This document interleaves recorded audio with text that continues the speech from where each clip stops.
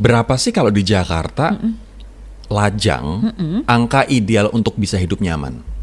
Oke, jadi terakhir nih BPS tuh mengeluarkan data ya, hidup di Jakarta untuk 4 orang tuh sekitar 16 komaan, jadi anggap aja 17, tapi itu tahun 2022. Jadi kalau kita anggap aja misal inflasi 10% tiap tahun, kemudian kita sekarang syuting di tahun 2025, itu menurut aku sih sekarang angkanya sekitar di 20-an juta nih gitu loh untuk 4 orang. 4 orang ini berarti satu keluarga ya, pasangan suami istri, terus anak-anaknya 2. Nah kalau sekarang kita patok itu menjadi per orang, ya mungkin per kapitanya sekitar tadi 5 komaan, makanya UMR-nya segituan. Nah, tapi pertanyaannya, apakah itu hidup yang comfortable atau enggak? Itu kan beda-beda tiap orang. Betul enggak? Nah pada saat kita pengen comfortable lebih, misalnya di Jakarta, ya mungkin angkanya jadi naik nih menjadi 6 atau 7 jutaan per orang.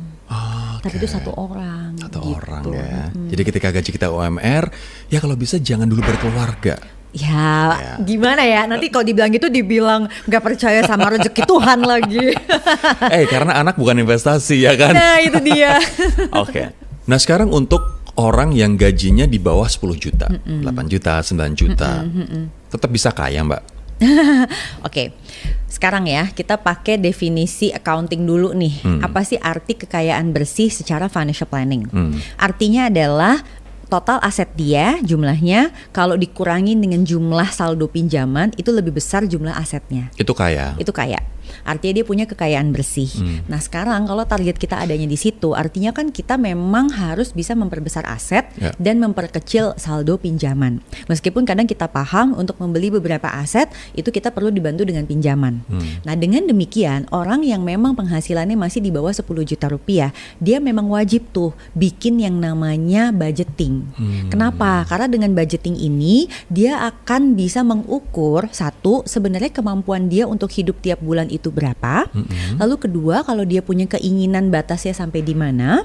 Dan yang ketiga, dia akan tahu bahwa kalau dia tidak menyisihkan sekian dari penghasilannya, itu dia rugi banget karena the clock is ticking, penghasilannya datang terus bisa lewat gitu aja. Nah, aku tuh biasanya tuh pakai format yang kita sebutnya tuh metode simple. Jadi kita bagi aja 3, living, saving, playing. Living 50%, saving 30%, playing 20%. Jadi sebenarnya kalau di total untuk pengeluaran tuh bisa sampai 70%.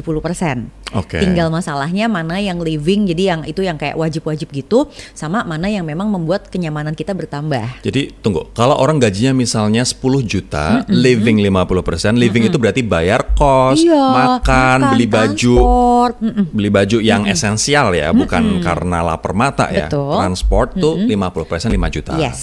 3 jutanya nabung. 3 jutanya kalau bisa dialokasikan untuk nabung dan investasi. Di awal ketika terima gajian atau disisain? Nah ini pertanyaan berikutnya. Jadi itu kan idealnya. Maka pertanyaannya adalah kamu udah bisa melakukan itu atau belum?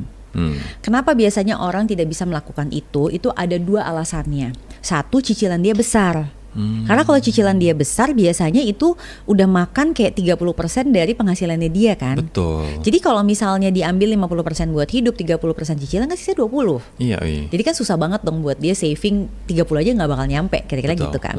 Lalu yang kedua alasannya sebenarnya bukan di cicilan, tetapi di tanggungan yang banyak tadi itu. Sandwich generation. Exactly. Makanya livingnya gak bisa di 50. Itu kenapa kadang-kadang kalau aku bikin sharing nih gitu ya di Instagram, aku paling sering di Instagram kan. Instagram sih